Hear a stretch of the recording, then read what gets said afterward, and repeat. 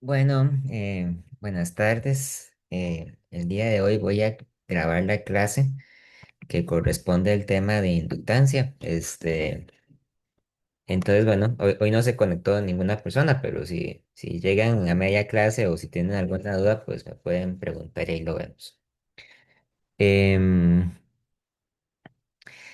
quería, em,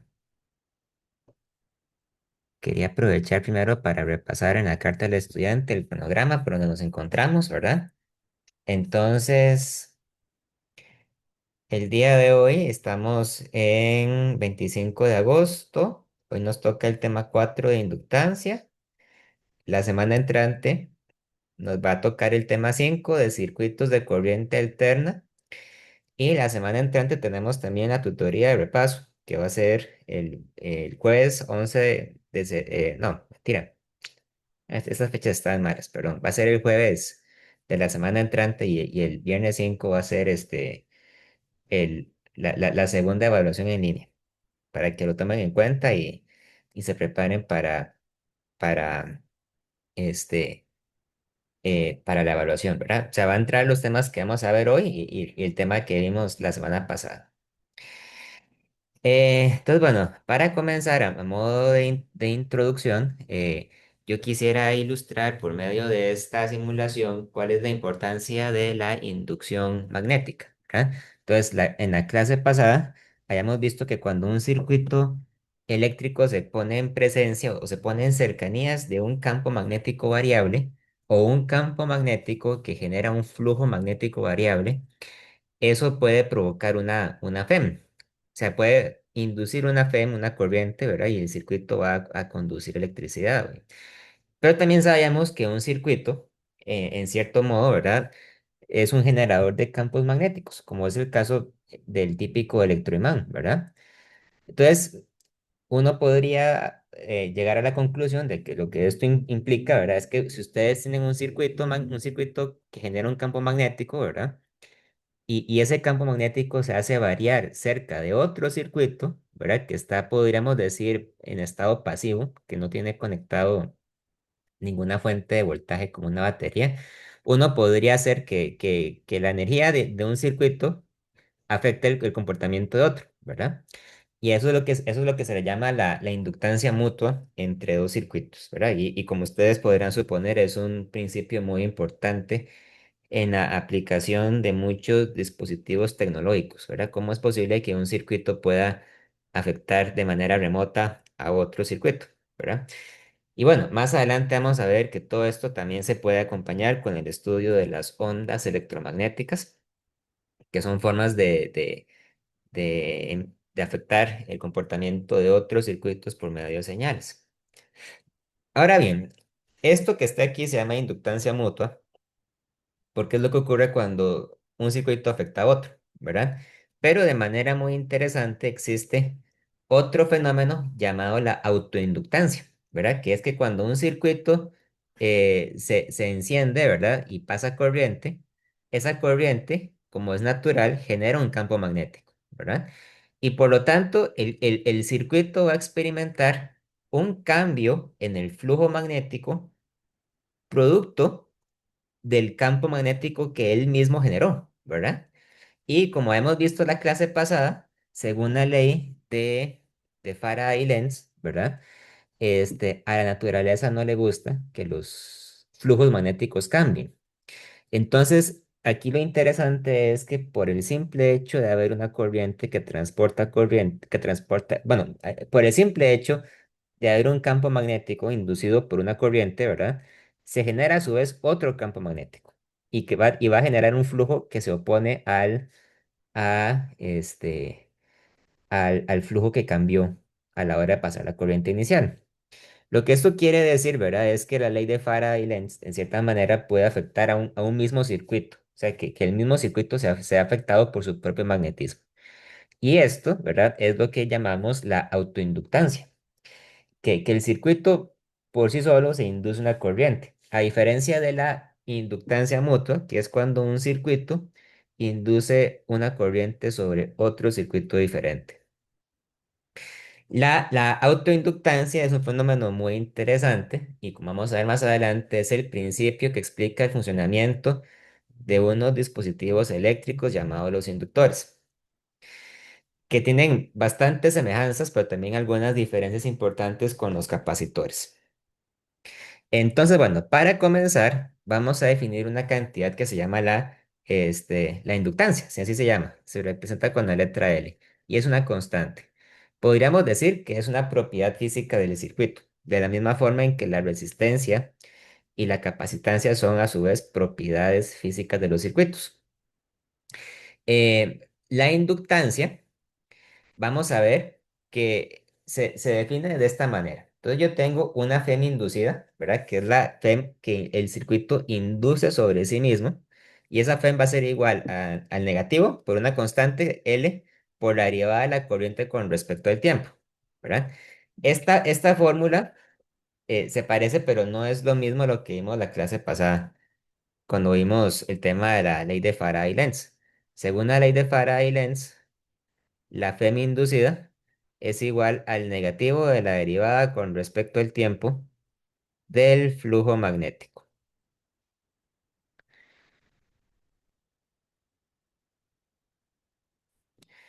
Bueno, entonces como estaba explicando, ¿verdad?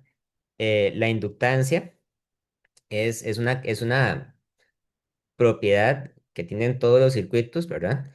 Y que tiene que ver con el hecho de que cuando un circuito transporta corriente y genera un campo magnético, ¿verdad? Ese campo magnético afecta al mismo circuito, o sea, lo afecta a sí mismo explicado por medio de la ley de Faraday-Lenz. Claro, la ley de Faraday-Lenz lo que dice es que la FEM inducida, ¿verdad? Es igual al negativo del flujo magnético con respecto al tiempo. Y como habíamos visto, ¿verdad? También la semana pasada, el flujo magnético es una cantidad que se puede calcular por medio de la integral, ¿verdad? Del campo magnético producto punto con el vector de área. O sea que el flujo magnético depende de tres cosas. Depende del campo magnético, depende del área y también depende de la dirección que existe entre, o sea, vamos a decir, sí, depende de cuál es la diferencia en la dirección de los vectores de campo magnético y vectores de área. Este, pero bueno, si la inductancia se origina por el campo magnético que el mismo circuito produce, ¿verdad? Esto lo que quiere decir es que en última instancia el flujo magnético depende de la corriente, ¿verdad? Porque el campo magnético es generado por la corriente. Entonces, esa propiedad, digamos, es definida por medio de esta fórmula, que me dice que la FEM inducida va a ser igual al negativo de L por la derivada de I con respecto a T. Em, entonces, cuando yo comparo estas dos fórmulas, ¿verdad? Viene o se puede observar una manera de calcular la inductancia, que es esta que está aquí, ¿verdad? La inductancia es igual a N, que N es el número de vueltas, por el flujo magnético dividido entre la corriente I. Entonces, lo primero que salta a la vista, ¿verdad? Es que a primera vista parece que esta fórmula depende de la corriente, ¿verdad? Es como que usted diga que la inductancia de un circuito depende de cuánta corriente está transportando, pero curiosamente no depende de la corriente, porque el flujo magnético, esta cantidad, ¿verdad? Es a su vez una función de la corriente. Entonces lo que va a pasar es que al momento de dividir el flujo magnético entre la corriente, se van a cancelar las corrientes. Y entonces no va a depender de la corriente. De lo único que depende la inductancia en realidad es de la geometría del circuito. Depende del número de vueltas. Si es, por ejemplo, un solenoide, depende del tamaño de las vueltas del solenoide o depende también del grosor del solenoide, ¿verdad? En clase también hemos visto el toroide. Entonces puede depender también del radio, del toroide, en fin, de un montón de propiedades que son estrictamente geométricas. En ese sentido, la inductancia nos recuerda mucho a la definición de capacitancia. Ustedes se acuerdan que la capacitancia de un circuito es igual a la carga entre el voltaje, ¿verdad? Y a simple vista parece que la capacitancia depende de la carga, pero en realidad no depende de la carga porque el voltaje también depende de la carga y a la hora de evaluar eso para un circuito en particular se cancelan se cancela pues la dependencia de la carga. O sea, son propiedades estrictamente geométricas. Em, por aquí abajo dice que la inductancia es una cantidad que se mide con unidades de Henry. Aquí está Henry. Se representa por medio de una H mayúscula porque Henry es una unidad que se obtiene a partir de un nombre propio y el Henry es igual a un volt por segundo entre ampere. El Henry no es una unidad fundamental, es una unidad derivada. Este, y bueno, para diferentes geometrías se pueden calcular diferentes inductancias, ¿verdad? Más adelante vamos a ver entonces que existen diferentes configuraciones o diferentes formas que se fabrican específicamente para tener cierto valor de inductancia. Y esa inductancia después se utiliza como un dispositivo más del circuito, ¿verdad? Que podríamos agregarlo a la lista que ya tenemos. Que tenemos los capacitores, las resistencias, y ahorita vamos a ver entonces también los inductores. Ok, vean, hay varios ejemplos que quisiera explicar, ¿verdad? Estos son ejemplos bastante, podríamos decir, ejemplos clásicos, este, que es importante manejarlos bien, ¿verdad? Y que se parece mucho a los ejemplos que hicimos ya en Física 2 sobre tipos de capacitores. Ahora vamos a ver diferentes tipos de inductores. Hay que tener cuidado porque a veces el libro tiene algunos errores de redacción, typos, ¿verdad? Que dicen, por ejemplo, que son letras que no se imprimen bien. Entonces, esto hay que aclararlo. Vamos a hacer el ejemplo 31.1 porque es muy sencillo. Dice así, considere un solenoide de n vueltas y longitud L devanado uniformemente. Suponga que L es mucho mayor que el radio de los devanados y que el núcleo solenoide es aire. Ahorita vamos a explicar qué quiere decir eso. Encuentre la inductancia del solenoide. Bien, entonces, el solenoide que me están describiendo en este problema, ¿verdad? Recordemos que es una sea, que es como, o sea, que la palabra no es correcta, pero recordemos que un solenoide es como como un resorte, ¿verdad? O sea, es un montón de espiras enrolladas entre sí, ¿verdad? Y ahí salen los cables que transportan corriente. El solenoide se fabricaba específicamente para producir un campo magnético que es constante y de dirección uniforme en su interior, ¿verdad? Habíamos visto ya hace algunas clases que la fórmula del campo magnético en un solenoide era mu por I em, entre L, ¿verdad? Donde L es el largo del solenoide y multiplicado por N, donde N es el número de vueltas, ¿verdad? Entre mayor sea el número de vueltas del solenoide, mayor es el campo magnético que produce. Y ahora me están diciendo calcule la inductancia. Bueno, aquí hay que tener cuidado con una cosa que no había contemplado. La letra L se puede prestar para confusiones, ¿verdad? Porque la letra L usualmente la utilizamos para representar largos, pero en este caso en particular, la letra L la voy a usar para referirme a la inductancia, ¿ok? Es como decir la C de capacitancia, tenemos L de inductancia por convención. Entonces, la inductancia es igual al número de vueltas, ¿verdad? Por el flujo magnético dividido entre la corriente I, ¿verdad? Ahora bien, el solenoide se caracteriza porque es el único dispositivo, digamos, que produce un campo magnético uniforme y constante, lo cual es muy conveniente porque a la hora de calcular el flujo magnético en el solenoide, yo puedo aprovecharme de la propiedad de que es constante, justamente para no tener que calcular la integral, ¿verdad? Yo puedo decir que el flujo magnético entonces es igual, vean, es igual al número de vueltas por la integral del campo magnético con respecto al área, ¿verdad? Pero si el campo magnético es constante y es paralelo al vector de área, como es el caso, ¿verdad? Yo puedo tomar el vector de área como el área de un círculo, ¿verdad? Ahí estaría el vector de área. Entonces el flujo magnético simplemente es n por b por a. Y b es esto que está aquí, ¿verdad? Entonces sería igual a, este, eh, sería igual a, vamos a hacer una cosa. En vez de ponerle, vamos a omitir esta n de aquí.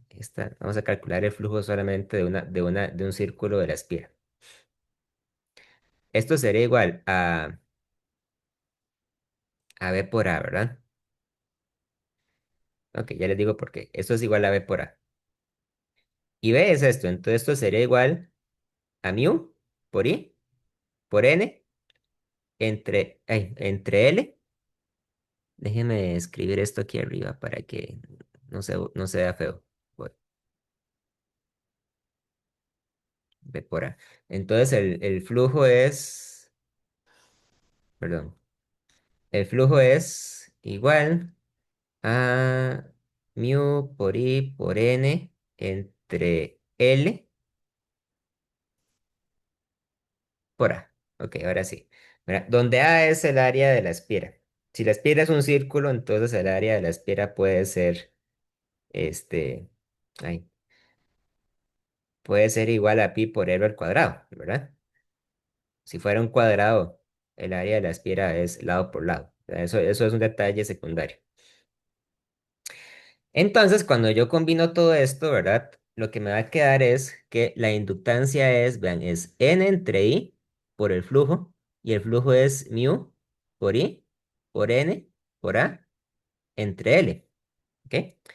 Entonces, lo que tiene que ocurrir siempre que ustedes van a calcular una inductancia es que la corriente se debe cancelar. Eso tiene que pasar siempre, porque la inductancia no puede depender de la corriente. Sería, digamos, un problema porque entonces ya no sería una propiedad intrínseca del circuito, sino que dependería de la corriente que circunstancialmente está pasando a través de él, ¿verdad?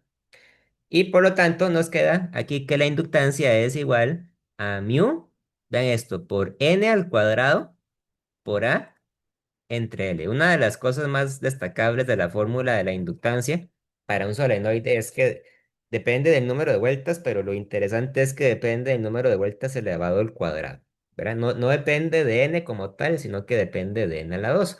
Entonces, lo que eso dice, lo que eso quiere decir, ¿verdad? Es que evidentemente entre mayor sea el número de vueltas, más rápidamente va a crecer el valor de la inductancia.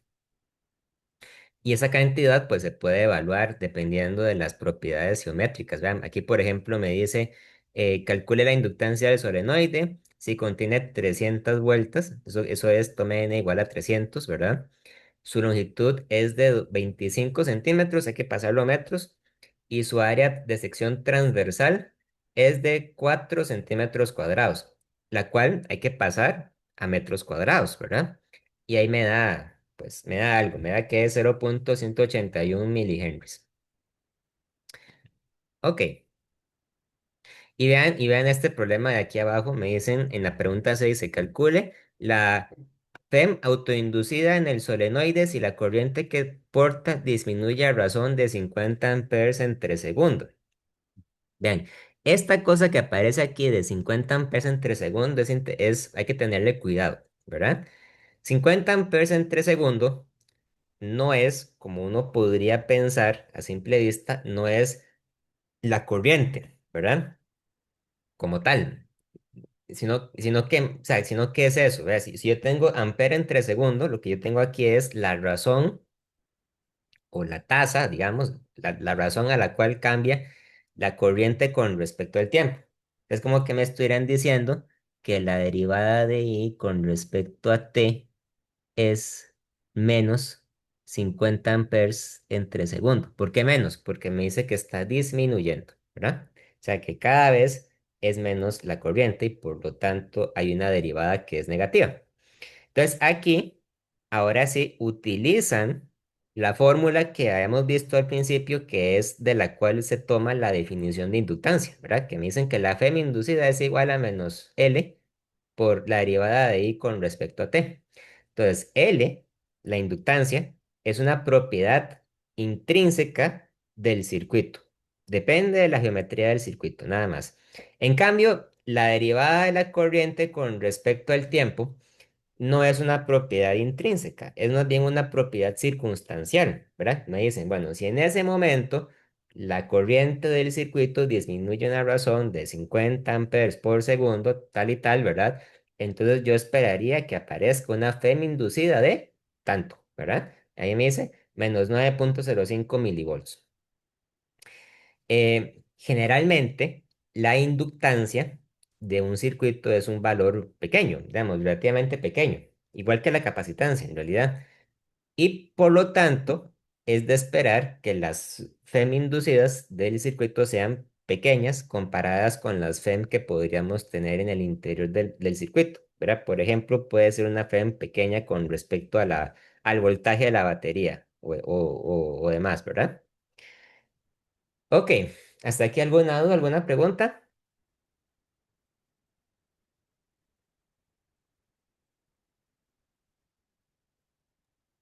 Profe, una duda, pero no sé si vendrá el caso. Ajá. Me salió un problema que era como averiguar la distancia entre cada vuelta y eso no sé cómo calcularlo. La distancia entre cada vuelta. Bueno, es Ajá. pregunta un Que poco venía así, ajá, es una como, pregunta.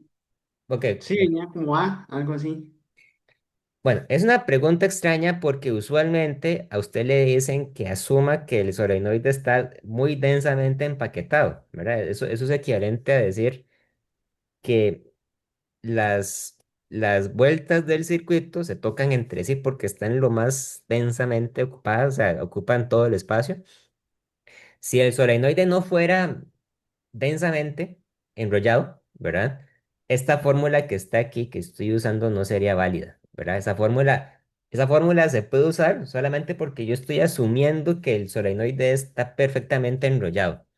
Si no estuviera perfectamente enrollado, el campo magnético sería irregular y entonces yo no podría utilizar las suposiciones que usé para deducir esa fórmula usando la ley de Ampère, sería más complicado. Pero bueno, es una pregunta muy extraña. ¿Usted recuerda dónde fue que la vio? ¿En qué lugar salió eso? Sí, profe, en el examen, En la pregunta del examen. sí, no vi, no vi ningún problema de cómo calcular eso. Pero Me quedó esa duda. lo que le estaban preguntando no era más bien la densidad de vueltas, que es diferente. No, era la distancia La entre distancia. cada vuelta. O sea, venía una vuelta y un A y medio y era averiguar A. Ok, bueno, em, esa tendría que revisarlo. Pero eso seguramente es una pregunta de los temas de antes, de los temas de fuente de campo magnético. Sí, para este no aplicaría, entonces No, no no, esperaría que me salga eso. no, eso no aplica, porque siempre que vamos a hacer un problema con solenoides, estamos trabajando bajo la suposición, ¿verdad? De que está perfectamente enrollado y que el campo magnético es ideal, ¿verdad? O sea, que son condiciones no realistas, pero sí muy ideales para resolver un problema de magnetismo. Está bien si me dura, pues si me volvía a salir de saber resolverla, pero si no me sale, no hay Voy, voy- problema. voy a fijarme bien. Todavía no he revisado las evaluaciones. Pero el día que me siente a revisarlo voy a ver bien qué fue lo que le preguntaron para ver si hay algo raro o no en esa pregunta, pero bueno, debe haber alguna explicación. Sí, puede ser que no la entendiera bien yo. Ok. Muy bien.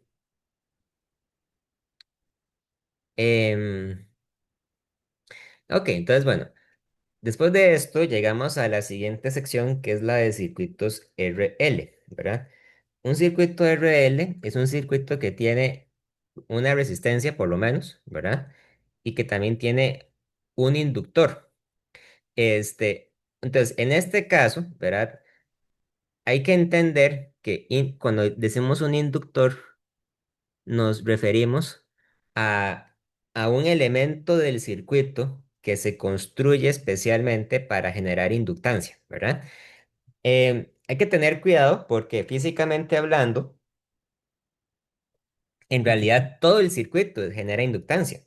O sea, es imposible generar un circuito que no tenga inductancia, de la misma forma en que es imposible generar un circuito que no tenga resistencia, ¿verdad? Porque la resistencia eléctrica es, es una propiedad de la materia, en fin, ¿verdad? Y tampoco es posible, dicho sea de paso, generar un circuito que no tenga capacitancia.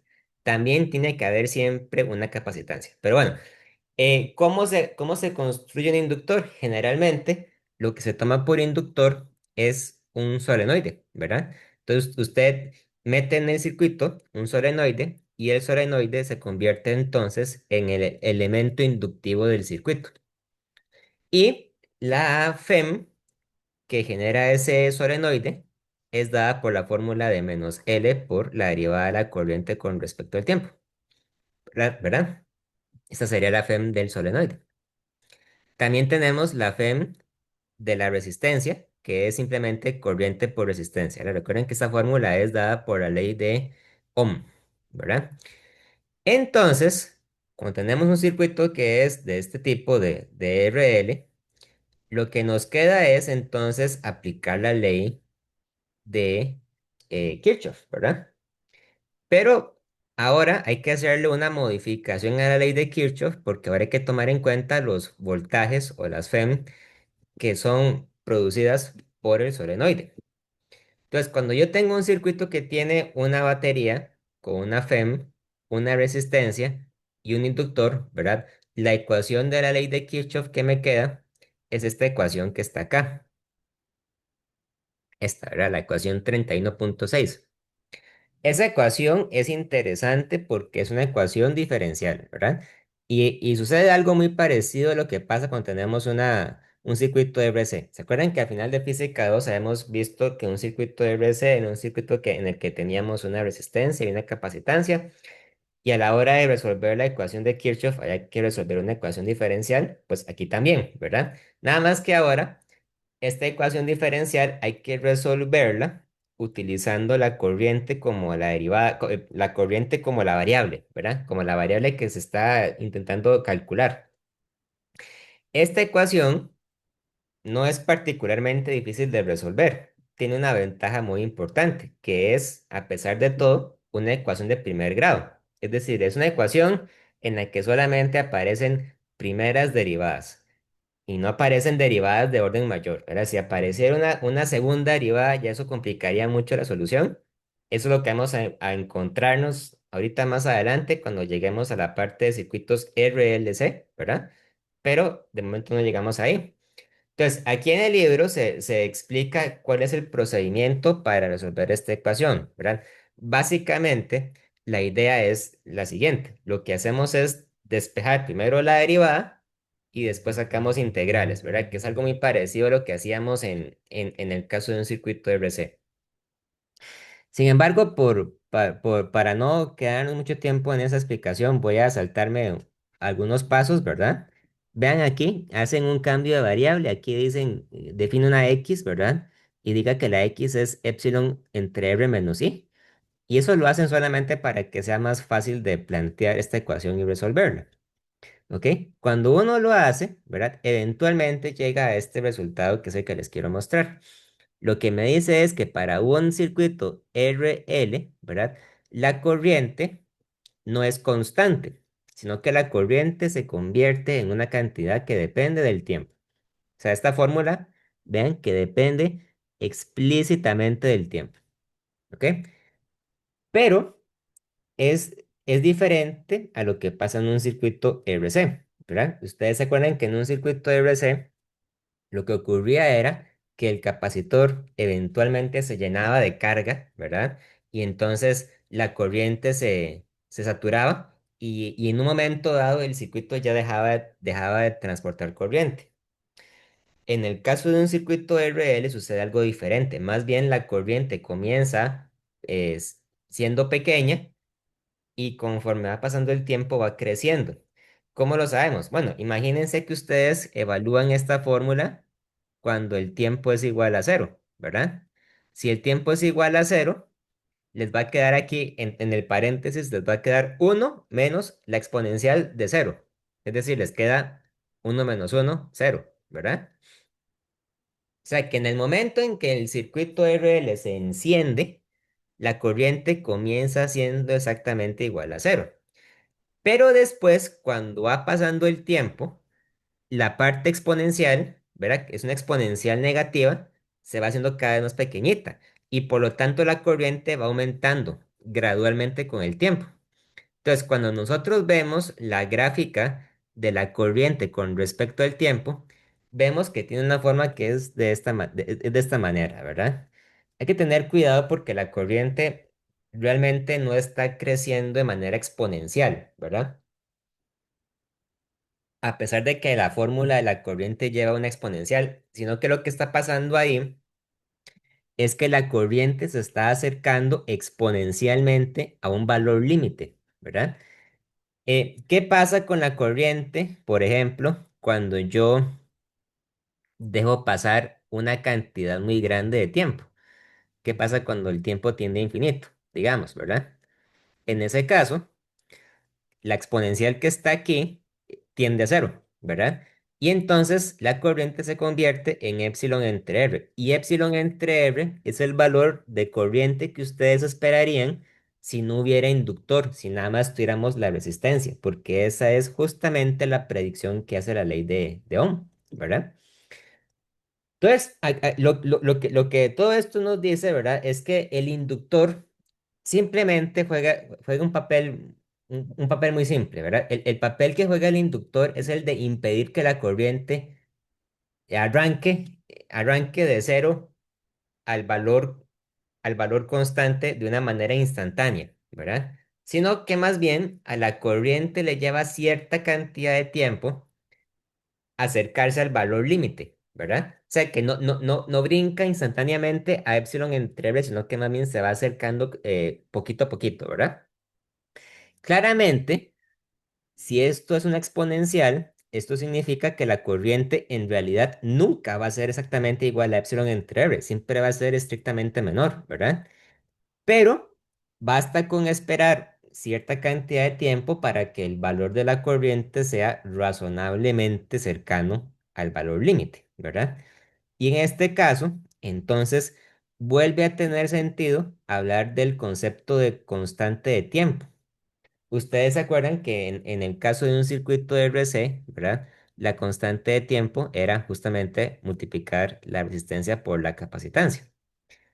¿Y se acuerdan de cuál era el significado físico de la constante de tiempo? ¿Verdad? La constante de tiempo no es el tiempo que hay que esperarse para que la corriente alcance el valor límite, sino que es el tiempo que hay que esperarse para que la corriente eh, alcance cierta proporción, ¿verdad? En este caso, para un circuito RL, vemos que la constante de tiempo se puede sacar a partir de acá. Recuerden que la idea es que ustedes van a tener siempre E a la menos T entre tau, ¿verdad? Y aquí le están diciendo que la constante de tiempo sale de E a la menos, vamos a decir, perdón, E a la menos R por T entre L. Entonces, cuando ustedes comparan esto, les queda que tau es lo que está dividiendo el tiempo, ¿verdad? Entonces, tau es la inductancia entre R, ¿ok? Esa cantidad, dividir inductancia entre resistencia, también me va a dar algo que tiene unidades de tiempo, se mide en segundos, ¿verdad? Y la constante de tiempo la podemos tomar como el tiempo que hay que esperarse, vean, para que la corriente alcance un valor de 0,632 epsilon entre R, o sea, para que alcance un valor de aproximadamente el 63% del valor límite, ¿verdad? Si nos esperamos dos veces o nos esperamos dos constantes de tiempo, o sea, nos esperamos un tiempo que equivalga a dos veces tau, la corriente va a crecer a 0,865 epsilon entre R, o sea, va a crecer un valor del 86,5% del valor límite. Y si esperamos tres constantes de tiempo, eh, va a alcanzar un 95%, ¿verdad? La idea es que nunca llegue al 100%, pero se va acercando poco a poco al valor límite. Entonces, cuando el tiempo equivale, por ejemplo, a 5 constantes de tiempo, la corriente prácticamente ya llegó al 100% el valor límite, a pesar de que todavía no es exactamente igual, ¿verdad? Porque siempre hay una diferencia debido al comportamiento de la función exponencial, etcétera, ¿verdad? Aquí también se ve cómo se comporta la derivada de la corriente con respecto al tiempo, ¿verdad? En este caso vemos que, por el contrario, la derivada siempre tiende a ser igual a cero, ¿verdad? O sea que lo que esto quiere decir es que cuando pasa mucho tiempo, la corriente deja de cambiar, alcanza un valor constante y se queda estática, ¿verdad? Esa es como la idea. O sea que la corriente primero cambia muy rápido y ya después su derivada se acerca a cero y eso quiere decir que la corriente alcanza un valor constante. Ok, ¿dudas hasta aquí?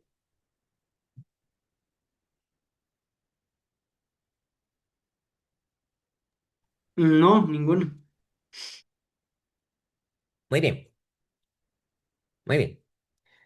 Entonces vamos a seguir.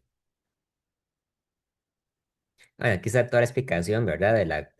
De la constante de tiempo y demás. Muy bien.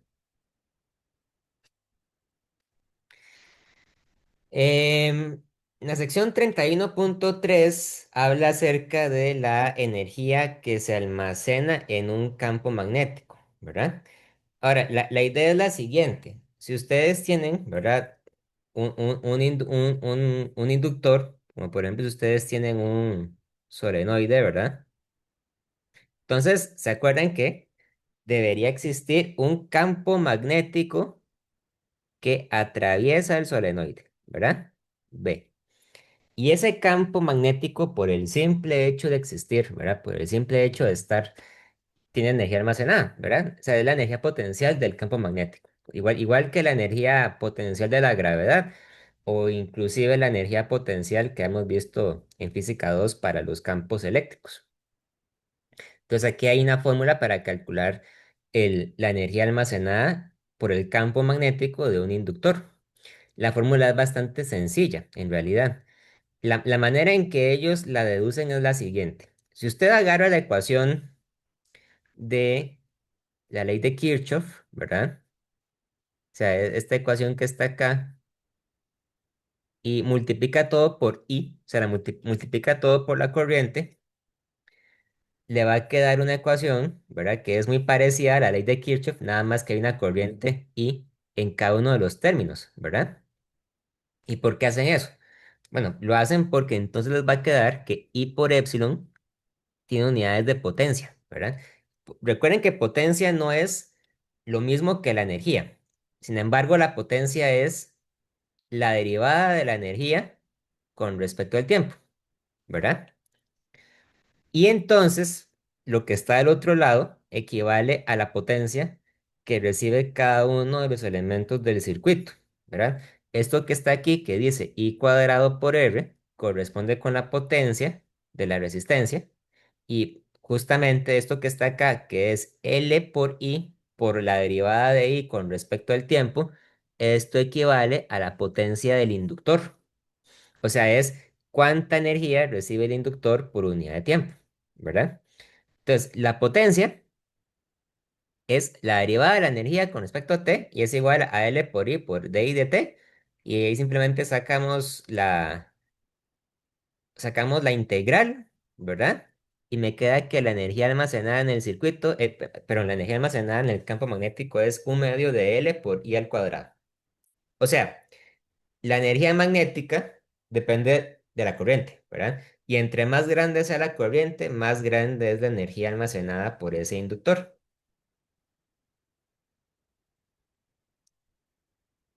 También, aquí en el capítulo se hace referencia a otra cantidad muy importante que es la densidad de energía.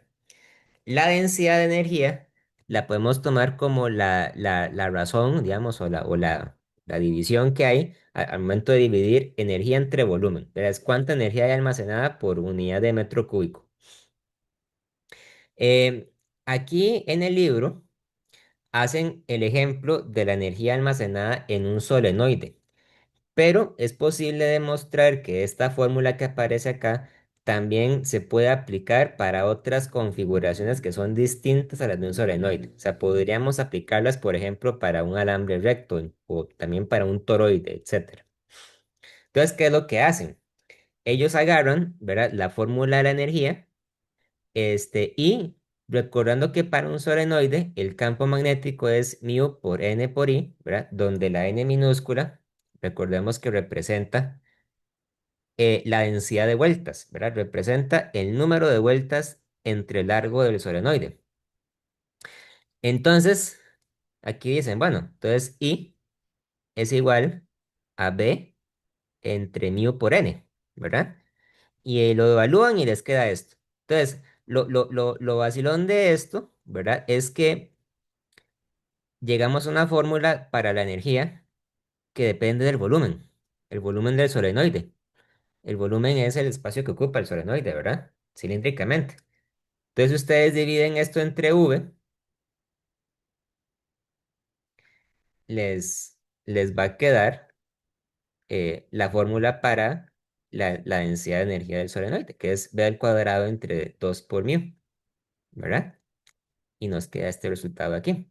Entonces lo que esto quiere decir también es que, evidentemente, ¿verdad? La energía almacenada por el campo magnético depende del campo magnético. Y entre más grande sea el campo magnético, pues más grande va a ser la energía almacenada por el solenoide.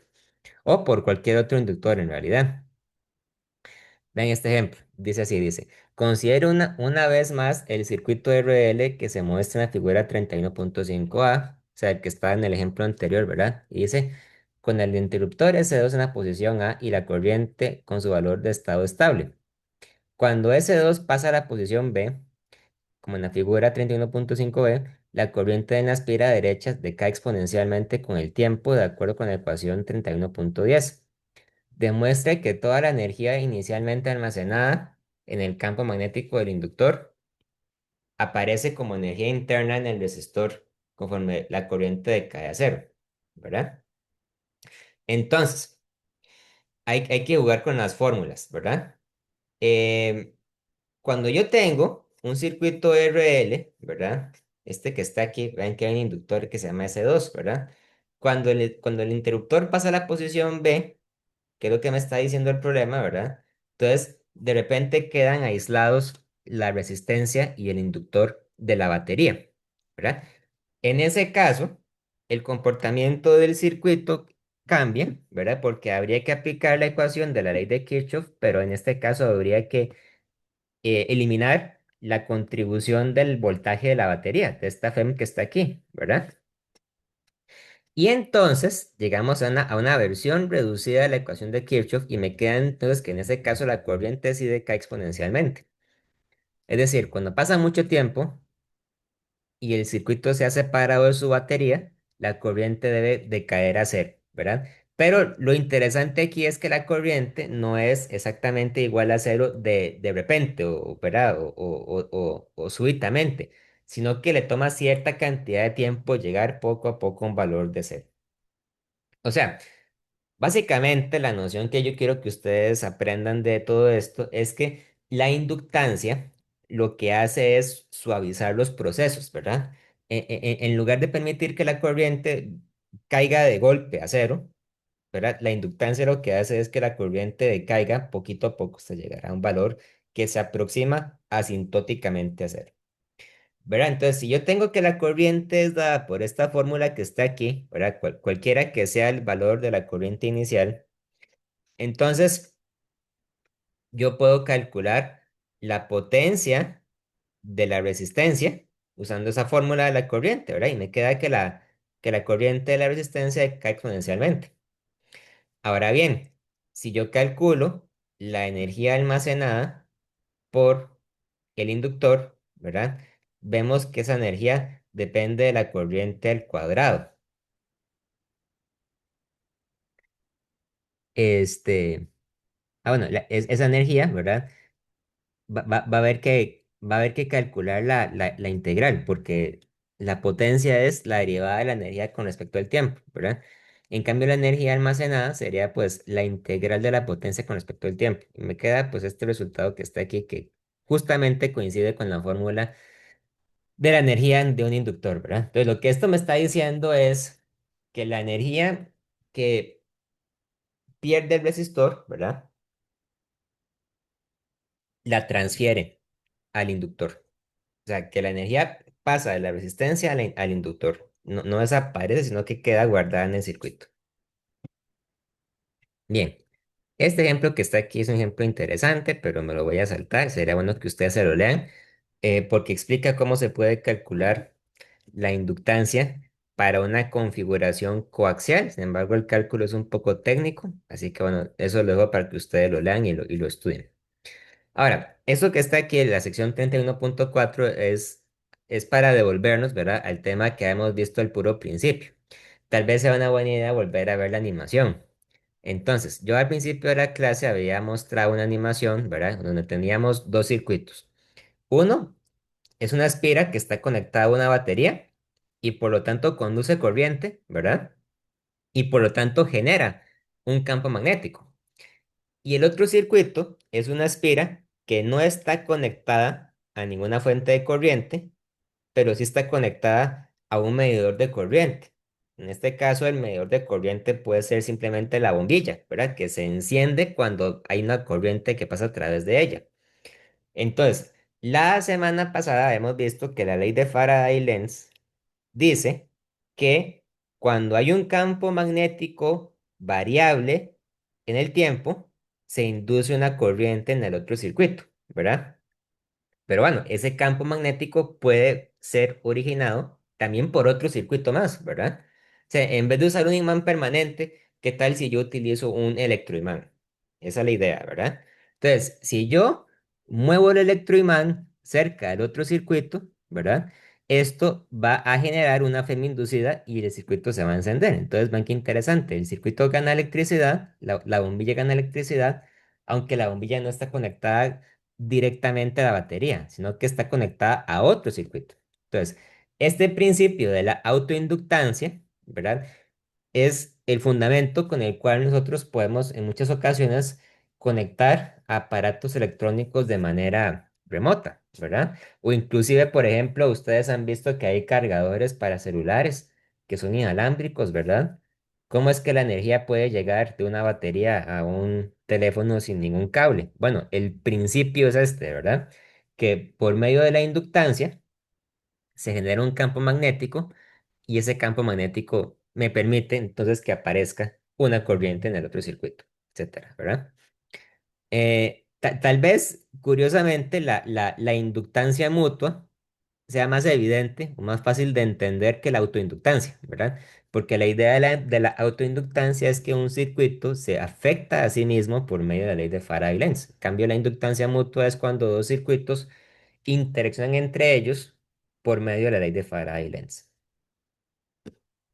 Ok, entonces, existe una fórmula, ¿verdad? Que es esta que está aquí, la 31.17, que es la fórmula utilizada para calcular la FEM que se induce en un circuito debido a la corriente del otro circuito, ¿verdad? O bueno, también está esta otra versión, la 31.16.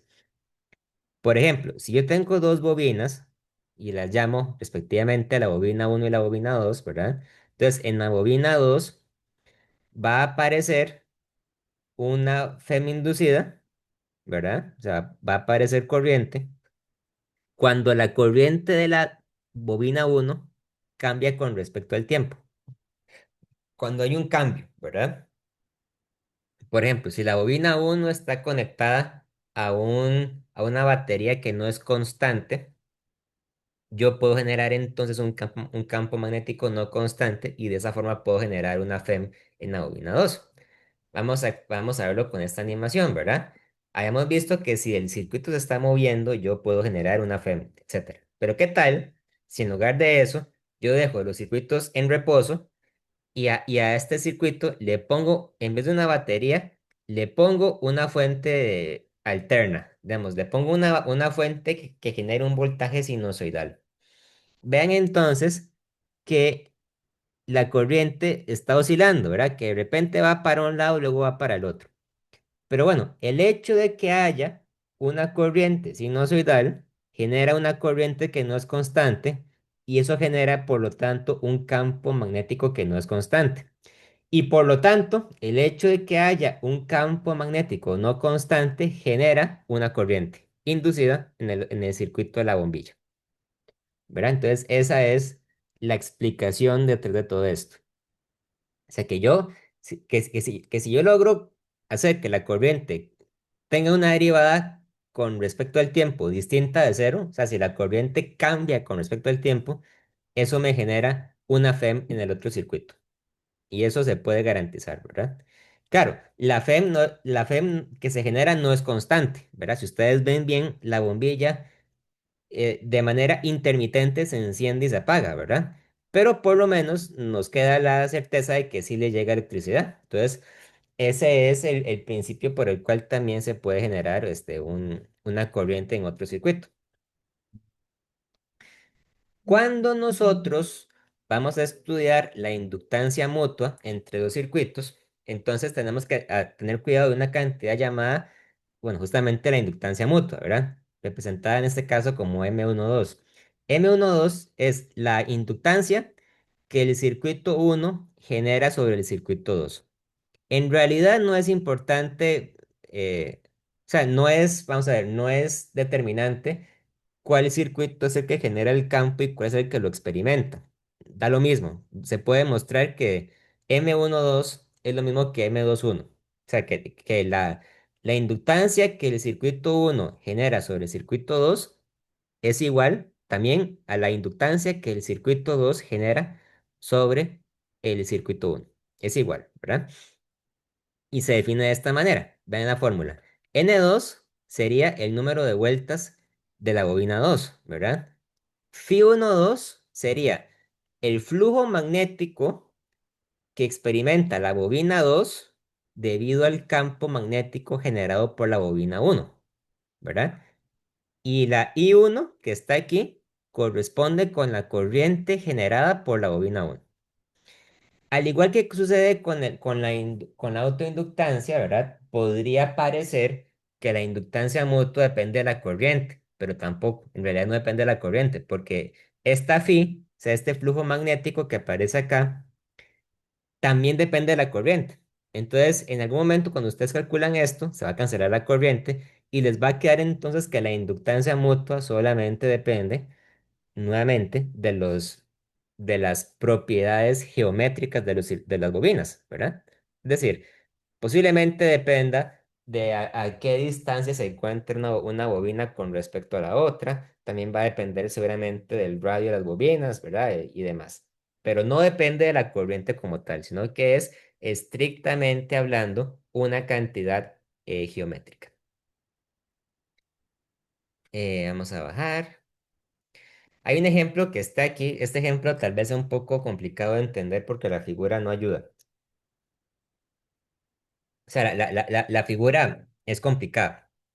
Dice así, dice, cargador de batería inalámbrico. Dice, un cepillo el dental eléctrico tiene una base diseñada para sostener el mango del cepillo dental cuando no está en uso, como se muestra en la figura 31.10a. Esta figura que está aquí. Dice, el mango tiene un orificio cilíndrico que encaja holgadamente sobre un cilindro coincidente en la base. Cuando el mango se coloca en la base, una corriente variable en un solenoide dentro del cilindro de la base induce una corriente en una bobina dentro del mango. Esta corriente inducida carga la batería del mango. La base se puede modelar como un solenoide de longitud L con Nb vueltas que porta una corriente I y tiene un área de sección transversal A. La bobina del mango contiene NH vueltas y está rodeada y rodea por completo la bobina de la base. Encuentre la inductancia mutua del sistema, ¿verdad? O sea, es simplemente que hay dos bobinas, ¿verdad? La de la base, que esa es la que está, digamos, quieta en el suelo, y la del mango, o sea, la del cepillo, que es la que se pone encima, ¿verdad? Entonces, la bobina del mango, vean que es un poquito más gruesa que la de la base. Obviamente, en este caso, el dibujo se exagera para que ustedes puedan ver la diferencia, ¿verdad? Y también se nota que la bobina de la base es mucho más larga que la bobina del cepillo, ¿verdad? Estas dos líneas de aquí, la línea que está arriba y la línea que está abajo, pueden prestarse para confusión. Estas líneas simplemente lo que representan es la entrada y la salida del solenoide. Eso es todo. En realidad no forman parte del solenoide como tal, sino que son los cables por donde entra y por donde luego sale la corriente de esas bobinas. ¿Ok? Entonces, cuando yo quiero calcular la inductancia mutua entre ambas bobinas, tengo que aplicar esta fórmula que está aquí. ¿Ok? Entonces, ellos lo hacen de la siguiente manera. Ven que aquí hay algunos errores porque hay algunas letras que las escribieron mal. Estos son typos, ¿verdad? Yo podría recordar entonces, la inductancia mutua es N2 por phi 1,2 entre la corriente I1, ¿verdad? Y yo podría decir, por ejemplo, que no sé, de cualquier manera es igual, ¿verdad? Digamos que yo digo este, que la base es el circuito 2. Ah, no, perdón, que sí, que la base es el circuito 1 y que el mango es el circuito 2, ¿verdad? Entonces, yo primero lo que hago es deducir la fórmula del flujo, ¿verdad? Y para deducir la fórmula del flujo, tengo que deducir antes la fórmula del campo magnético. Entonces, yo sé que el campo magnético que genera una bobina, ¿verdad? Es igual a mu por n por i entre L, donde L es el largo de la base, ¿verdad? Es el largo del solenoide de la base. Y aquí esta corriente es la corriente que pasa por el solenoide de la base, es la corriente N1. Es la corriente 1, perdón. Y N es el número de vueltas de la base, sería entonces NB, que como está aquí, ¿verdad? Después, para calcular el flujo magnético, hay que multiplicar, ven, el campo por el área, ¿verdad? Y el área es una constante, ¿verdad? La podemos poner así. Entonces, a la hora de calcular la inductancia mutua, vean que esta corriente que está aquí abajo se debe cancelar con esta corriente que está aquí arriba, porque son la misma, ¿verdad? Y al final nos va a quedar una fórmula, esto debería ser una L cursiva, ¿verdad? Donde queda evidente que la inductancia mutua depende entonces de L, donde L es el largo del solenoide, ¿verdad? De la base. Depende de NB y NH, que son respectivamente el número de vueltas del solenoide de la base y el número de vueltas del solenoide del cepillo. Y depende de A, que A es el área del solenoide, ¿verdad? Es decir, depende únicamente de las propiedades geométricas de los solenoides. Y no depende de nada más, no depende de la corriente. ¿De acuerdo? ¿Alguna duda hasta acá?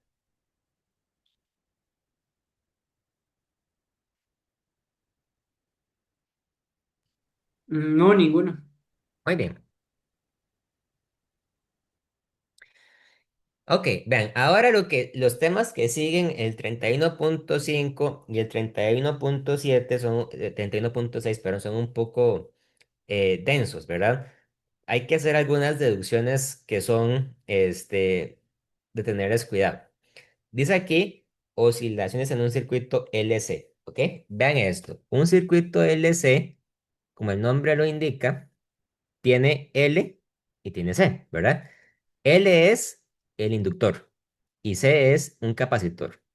O sea, es un circuito en el que hay un inductor y un capacitor. No hay resistencia, ¿verdad?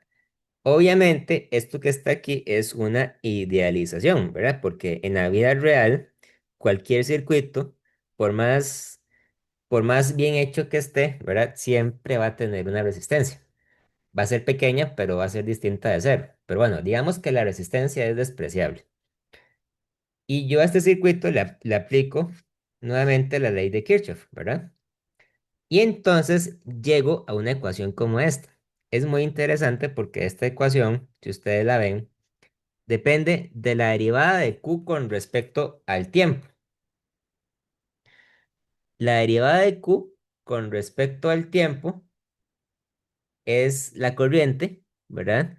Y Q entre C, ¿se acuerdan que era el voltaje de un capacitor? Y depende también de la derivada de I con respecto a T, ¿verdad? Porque esta es la contribución de la parte del inductor. Pero la corriente es igual a la derivada de Q con respecto a T. Y eso quiere decir que la derivada de I con respecto a T tiene que ser entonces la segunda derivada de Q con respecto al tiempo. Así que cuando yo acomodo esta ecuación con más cuidado, ¿verdad? Me encuentro con una ecuación diferencial, la 31.20. Esta ecuación diferencial es distinta a la que hemos visto hasta ahora porque es una ecuación de segundo grado. O sea, es una ecuación donde aparece una segunda derivada.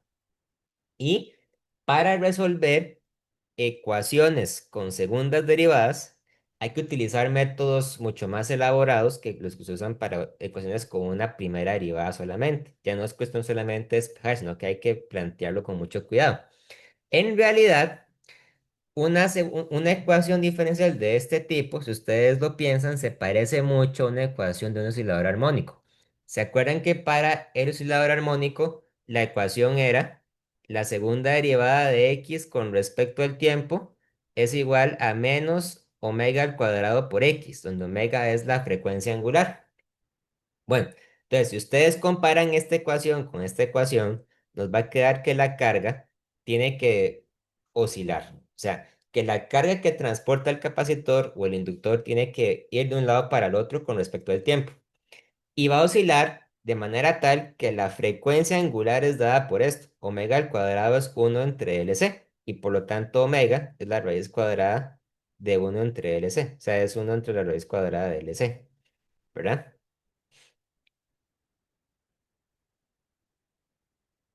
Ahí está, o sea, ahí establecen la similitud que hay en esto con respecto al tema de osciladores armónicos. Bueno, aquí está. Entonces, esta es la oscilación con la que la carga eléctrica se mueve sobre el circuito. O sea, que si ustedes lo ven físicamente, lo que esto quiere decir es que la carga en un momento va a estar en el capacitor, pero luego se va a devolver por el inductor y luego se devuelve, etcétera. O sea, la carga no se queda en un lugar, sino que empieza a oscilar, ¿verdad? Un circuito LC, entonces, es un oscilador armónico, en realidad, un oscilador armónico perfecto, parecido a un resorte. Y bueno, ahí se pueden establecer un montón de similitudes con el movimiento de un resorte, ¿verdad? Ustedes se acuerdan, por ejemplo, que en el caso de un resorte, si un resorte se pone a oscilar, lo que está haciendo es convertir periódicamente la energía cinética en energía potencial, ¿verdad? En el caso de un circuito LC, sucede algo parecido. El circuito está convirtiendo constantemente la energía de una forma a la otra. La energía primero pasa al inductor y luego pasa al capacitor y de regreso al inductor y así sucesivamente. Entonces, es como si nosotros le asignáramos a la energía cinética la energía del capacitor y a la energía potencial a la energía del inductor, ¿verdad? La analogía que estoy utilizando no es para tomársela literal, ¿verdad? No es que un circuito LC sea lo mismo que un resorte, son cosas distintas, ¿verdad? Pero tienen propiedades en común. La propiedad es que la carga eléctrica oscila, ¿verdad? Oscila de esa forma. Entonces uno puede ver que aunque las energías individuales del inductor y el capacitor están cambiando, la energía total, o sea, la suma de ambas, va a ser siempre constante. Va a ser la energía mecánica, que no cambia, ¿verdad? Y eso está garantizado por la ley de la conservación de la energía mecánica. Ahora bien, un caso más complicado que este corresponde al circuito RLC. Un circuito RLC tiene inductor, capacitor y resistencia. Las tres cosas, ¿verdad? Ok, entonces cuando yo aplico la ley de Kirchhoff a un circuito RLC, al final me quedo con una ecuación como esta, como la ecuación 31.24. Esta ecuación es bastante complicada Porque no es que solamente tenga una segunda derivada, es que tiene la segunda derivada y la primera, y además tiene la carga, ¿verdad? Entonces, ya digamos que el método para resolver eso es muy complicado, ¿verdad? Si ustedes han llevado cursos de matemática compleja, con números complejos, tal vez conozcan ahí la fórmula de Euler que se puede utilizar para llegar a la solución de esta ecuación. Sin embargo, no voy a ahondar en detalles, ¿verdad? Simplemente lo que voy a decir es que a la hora de resolver esta ecuación, se llega a un resultado eh, como este. Lo que me queda es, vean, esta fórmula que está aquí. Esta fórmula lo que me dice es que la carga en el circuito, o sea, la carga que pasa por la resistencia o por el capacitor o demás, ¿verdad? Es una constante por una exponencial por un coseno, ¿verdad? Cuando yo grafico eso, la gráfica tiene esta manera, tiene esta forma, ¿verdad? Entonces, esta línea punteada que está aquí, esto es la parte exponencial, es E a la menos resistencia por tiempo entre 2L. Va decayendo, ¿verdad? Entonces, es como si la exponencial fuera la envolvente que, que delimita, ¿verdad? A este coseno que está aquí.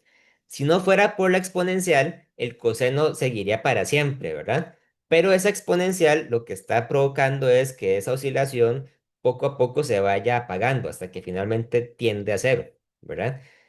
Por esa razón, a este tipo de circuito se le llama un circuito que es un oscilador armónico amortiguado.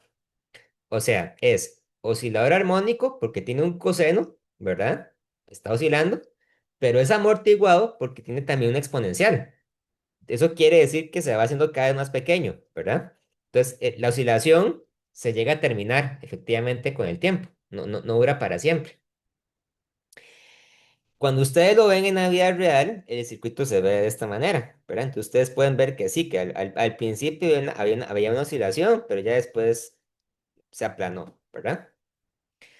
Y la frecuencia angular de este oscilador es dada por esta fórmula. Es la raíz cuadrada de 1 entre LC menos R entre 2L. O sea, ¿cómo se llega a ese resultado? Pues es una historia muy complicada, ¿verdad? Pero ahí está, ¿verdad? Vean que lo que esto me dice es que en el caso particular en el que R es cero, ¿verdad? Es decir, cuando no hay resistencia, el circuito vuelve a ser entonces un oscilador armónico digamos, LC, ¿verdad? Y en ese caso la oscilación no se amortigua, sino que sigue para siempre, ¿verdad? Entonces, la resistencia, efectivamente, lo que está haciendo es impedir que la oscilación continúe indefinidamente.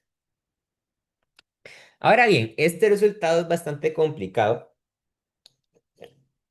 Uno puede demostrar utilizando métodos de ecuaciones diferenciales que si la resistencia es mayor que la raíz cuadrada de 4L entre C, en ese caso, digamos, decae tan rápido que ni siquiera le da tiempo de hacer una oscilación. Entonces no se puede apreciar el carácter oscilatorio del circuito, ¿verdad?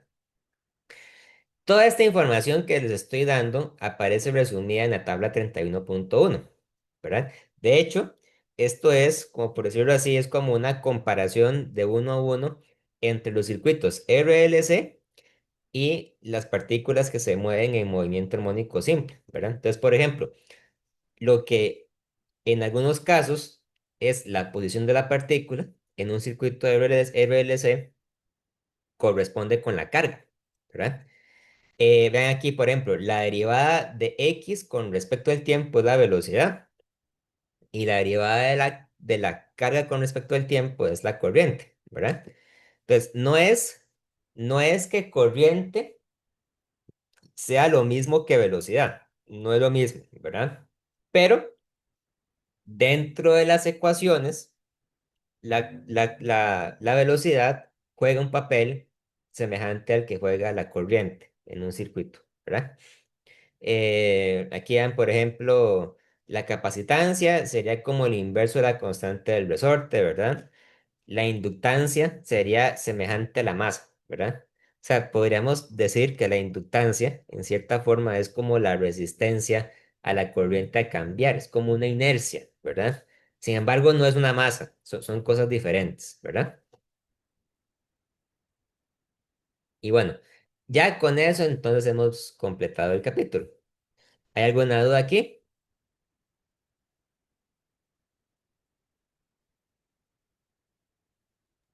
No, no tengo ninguna.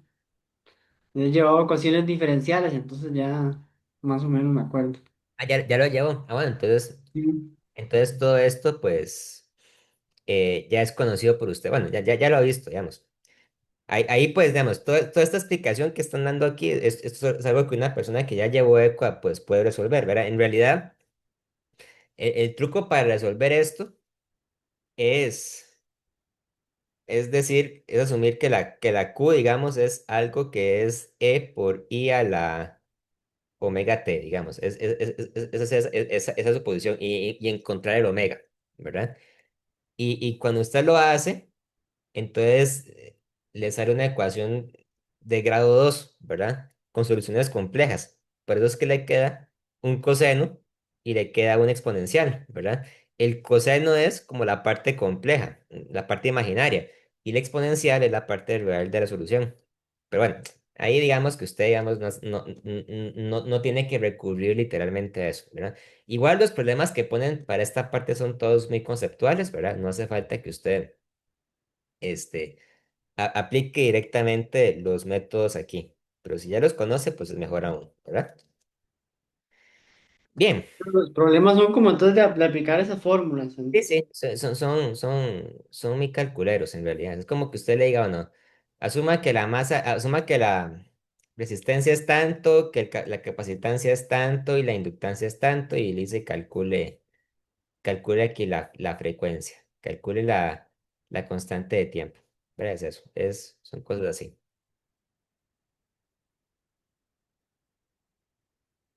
Bien. Entonces dejémoslo hasta acá. Si no hay más dudas, dejémoslo hasta acá y nos vemos la siguiente semana. Recuerden que la otra semana ya es la segunda de evaluación, ¿verdad? Estamos como eh, viendo evaluaciones muy rápido porque son poquitos temas, ¿verdad? Y la semana entrante, el jueves, tenemos la tutoría de repaso, ¿ok? Y el otro viernes sería ya el día de la evaluación. Ok, sí, va rápido. Ya, vamos muy rápido, sí, así es. Bueno, entonces nos vemos de hoy en 8. Bueno, buenas noches. Bueno, buenas noches, nos vemos, chao.